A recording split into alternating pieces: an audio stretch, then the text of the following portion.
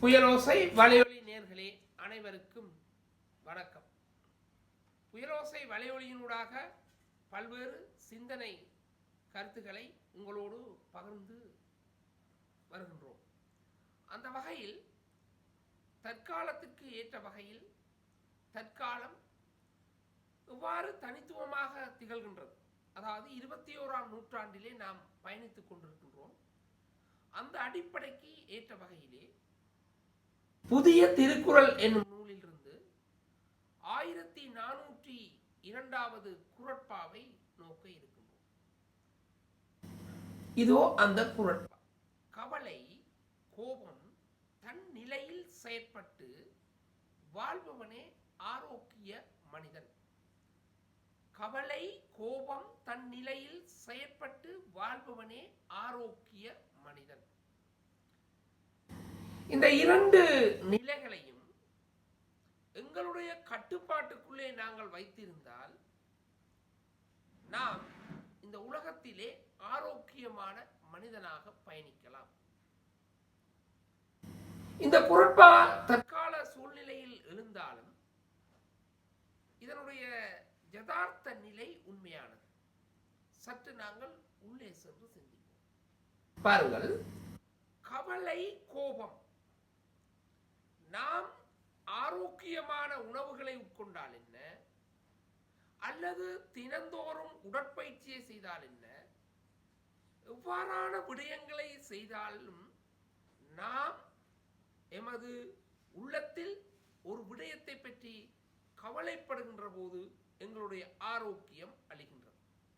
என்று பாருங்கள், சமூகம் சார்ந்த செயற்பாடுகள், கலாசார்ந்த செயற்பாடுகள், பண்பாட்டு செயற்பாடுகள், மனையியல் செயற்பாடுகள், பொறியியல் செயற்பாடுகள், விவசாய செயற்பாடுகள், குடும்ப செயற்பாடுகள் என்று பல்வேறு செயற்பாடுகளும் ஏதோ ஒரு வகையிலே ஒரு திருப்தியற்ற நிலையிலேயே வாழ்ந்து கொண்டிருக்கின்றார்கள். நாம் வாழ்க்கையிலே வாழ்ந்து கொண்டு இருக்கின்ற வேளையிலே இரவு பகல், சூரியன் சந்திரன் போன்று இன்பமும் துன்பமும் வரும்.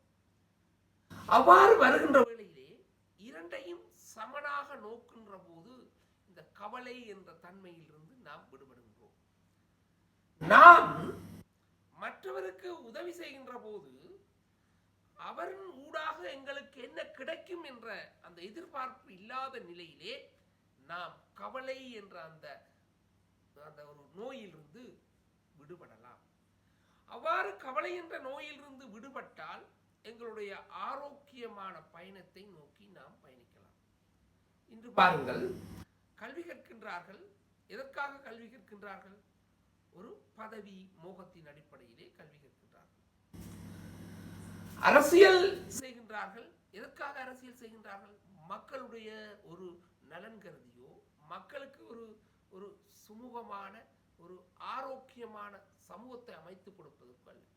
தங்களுடைய பதவி, தங்களுடைய அடுத்து வருகின்ற ஒரு தொடராக அமைத்துக் கொண்டு போகின்ற வகையிலே, அவ்வாறு இல்லாத பட்சத்திலே அவர்கள் கவலை என்ற அந்த தன்மைக்குள்ளே மக்களையும் உள்ளடக்கி தாங்களையும் உள்ளடக்கி ஆரோக்கியமற்ற நிலைக்கு மாற்றப்படுகின்றார்கள். இங்கேதான் இந்த கவலை கோபம் தன் நிலையில் செயற்பட்டு, ஆனால் இரண்டும் இருக்க வேண்டும்.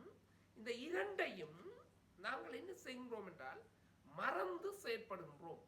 அப்ப இவ்வாறு செயற்படுகின்ற வேளையிலே நாங்கள் ஆரோக்கியமான பாதையிலே பயணித்து இந்த மனிதத்துவத்தினுடைய பண்பை பெறுவது என்பது மிகவும் கடினமானது. பல்வேறுபட்ட சிந்தனையாளர்கள் இதை முன்னிறுத்தி இருக்கின்றார்கள். இதை நாம் இன்றைய உலகத்திலே பொருத்தி பார்க்க வேண்டிய விடயம். இன்று பாருங்கள், உலகம் எவ்வளவுக்கு வளர்ச்சி, எவ்வளவு விஞ்ஞானம் வளர்ச்சி அடைந்திருக்கின்றதோ அவ்வளவு மரணம். கல்வியில் எவ்வளவு சமூகம் வளர்ச்சி அடைந்திருக்கின்றதோ அவ்வளவு போதைப் பொருள் பாவனை. சமூகத்திலே நவீன தொழில்நுட்பங்கள் கண்டுபிடிப்புகள் எவ்வளவு வளர்ந்திருக்கின்றதோ அந்த அளவுக்கு சிறுவர் துஷ்பிரயோகங்களும் பெண்களுக்கு எதிரான வன்முறைகளும் அதிகரித்திருக்கின்றன. அப்ப இவற்றுக்கெல்லாம் என்ன காரணம் என்று சொன்னால், நாம் இந்த கவலை என்ற சொல்லப்படியை தாண்டி அடுத்த நிலை கோபம் என்ற நிலையின் அடிப்படையிலே அதை மறந்து செயற்படுகின்றோம். ஆகவே எங்களுக்கு நாம் கோபம் வருகின்ற வேளையிலே எங்களுடைய இதயத்தில் ஒரு பகுதி பாதிப்படைகின்றது, எங்களுடைய கல்லீரல் என்ற ஒரு பகுதி பாதிப்படைகின்றது, சிறுநீரகத்தினுடைய ஒரு பகுதி பாதிப்படைகின்றது, கண் பார்வையிலிருந்து பாதிப்படைகின்றது. மனிதர்கள் முதல் ஆரோக்கியமான பாதையை பயணிக்கின்ற வேளையிலே நாம் பழைய சித்தர்களை எடுத்து பாருங்கள், நீங்கள் திருமூலரை எடுத்து பாருங்கள், அதே இலங்கையில் இருக்கின்ற ஜோகர் சுவாமிகள் என்ற அடிப்படையில் பலர் இருக்கிறார் சித்தர்கள்.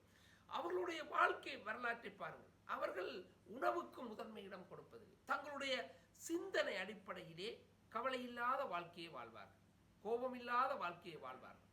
ஆகவே தன் நிலையில் செயற்பட்டு வாழ்பவனே ஆரோக்கிய மனிதன் என்ற இந்த 1402வது குறட்பா விளக்குகின்றது. இது தற்கால சூழ்நிலை அடிப்படையிலே புதிய திருக்குறள் என்ற அடிப்படையில் தோற்றம் பெற்றிருந்தாலும் தற்கால சமூக வாழ்க்கை முறையோடு நீங்கள் ஒப்பிட்டு பாருங்கள். ஏதோ ஒரு இயந்திரமயமான வாழ்க்கை முறையிலே ஓடித்திருக்கின்றார்கள். அது என்று சொன்னால் அடிப்படை தேவை, அத்தியாவசிய தேவை, ஆடம்பர தேவை. ஆனால் இந்த அடிப்படை தேவை என்று சொல்லப்படுகின்ற அடிப்படையிலே, அதாவது நீர், வழி, உணவு, இந்த மூன்றையும் நாம் இந்த மூன்றும் கிடைக்க பெற்றால் அத்தியாவசிய தேவை என்று சொல்லப்படுகின்ற இந்த உறையுள், போக்குவரத்து, சுகாதாரம், பாதுகாப்பு, வாழ்விடம், இந்த எல்லாம் அத்தியாவசிய தேவையாக இருக்கின்றது. இந்த இரண்டு தேவைக்குள்ளும் மனிதன் வரையறுக்கப்படுகின்ற போது அவன் கவலையின்றி வாழ்வான். அதை விடுத்து மூன்றாவது தேவையாகிய ஆடம்பர தேவையை நோக்கி போகின்ற வேளையிலே, மற்றவர்களோடு தன்னை ஒப்பிட்டு வாழ்கின்ற நிலையிலே கவலைக்கிடமாகி தன்னுடைய உடலை நோயினுடைய இருப்பிடமாக ஆக்கிக் கொள்கின்றான். இது கவலை பற்றிய இந்த ஒரு தற்காலத்தில் ஏற்படுகின்ற நிலை. அடுத்து கோபம். நாங்கள் எல்லா விடயத்திற்கும் கோபப்படுகிறோம். கோபத்தின் ஊடாக ஒவ்வொரு வினாடிகளும் நாங்கள் எங்களுடைய கோபத்தை வெளிப்படுத்துவதனூடாக எங்களுடைய உடலினுடைய, அதாவது உள்ளுறுப்புகளுடைய செயற்பாடுகளை நாங்கள் குறைத்து கொண்டிருக்கிறோம். அவ்வாறு குறைத்து கொண்டிருக்கின்ற வேளையிலே நாங்கள் என்ன செய்கின்றோம்? மருத்துவத்தை நாடுகின்றோம், உணவு வகைகளை நாடுகின்றோம். அதனால் எந்த பயனும் இல்லை. அதால் நீங்கள் ஆரோக்கியமான வாழ்நிலை செயற்பட முடியாது.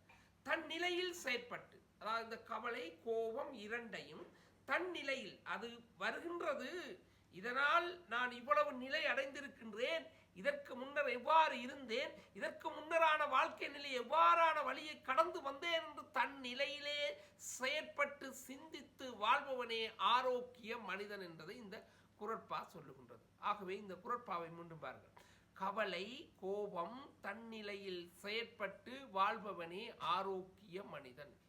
ஆகவே 1402வது புதிய திருக்குறள் சொல்லுகின்ற அந்த கருத்தை நாமும் உள்வாங்கி வையகத்தில் வாழ்ந்து இந்த வாழ்க்கை என்பது வாழ்வதற்காக என்று வாழ்ந்து அன்போடும் பண்போடும் இந்த உலக வாழ்க்கையை நிறைவு செய்வோம். அவ்வாறு நிறைவு செய்கின்றவர்கள் ஆரோக்கியமான ஒரு நிகழ்கால வாழ்க்கையையும், கடந்த கால வாழ்க்கையையும், எதிர்கால வாழ்க்கையையும், அதோடு சேர்ந்து எங்களுடைய மரண வாழ்க்கையையும் நாங்கள் ஏற்றுக்கொள்ளலாம். இல்லாவிடின் நாங்கள் இறக்கும் தருவாய் வரும் வரை அல்லது இறக்கும் சந்தர்ப்பம் வரும் வரை ஏதோ எங்களுடைய மனதுக்குள்ளே எங்களுடைய ஆசைகள், பாசகங்கள் என்று நிறைவேறாத வகையிலே நாங்கள் செயற்பட்டு கொண்டிருப்போம். நாம் என்னுடைய பல சிந்தனைகளிலே உங்களுக்கு குறிப்பிட்டிருக்கின்றேன்.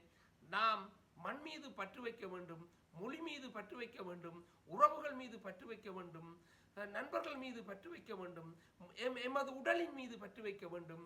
ஆனால் எதன் மீதுமே நாம் ஆசையை வைத்தல் கூடாது என்ற அடிப்படையிலே நாம் ஒரு வாகனத்தை எவ்வாறு பராமரிக்கின்றோமோ அந்த வகையிலே ஒரு வாகனம் ஒரு மூர்க்கத்தனமாக எங்களுடைய அந்த வாகனத்தில் சென்று கொண்டிருக்கின்ற வேளையிலே அது வேக கட்டுப்பாட்டை இழந்தால் எவ்வாறு எம்மை மரணத்தின் ஒரு பாதைக்கு அழைத்து செல்கின்றதோ, மரணத்துக்குள் எம்மை உள்ளிழுத்து செல்கின்றதோ, அதை போல் நாம் எங்களுடைய உடலிலே ஏற்படுகின்ற இந்த கவலையையும் கோபம் என்று சொல்லப்படுகிற அந்த இரண்டு வாகனத்தையும் நாம் கட்டுப்படுத்தாமல், ஒரு சாரதியாக இருந்து கட்டுப்படுத்தாமல், தன் நிலையில் செயற்படாமல் இருந்தால் ஆரோக்கியமான மனிதனாக பயணிக்க முடியாது என்ற இந்த எதிர்மறை கருத்தை தான் இந்த குறட்பா சொல்லுகின்றது. கவலை, கோபம் தன் நிலையில் செயற்பட்டு வாழ்பவனே ஆரோக்கியமான மனிதன். மீண்டும் ஒரு குறட்பாவில் சந்திப்போம். அன்புடன் புயல் நேசன். நன்றி, வணக்கம்.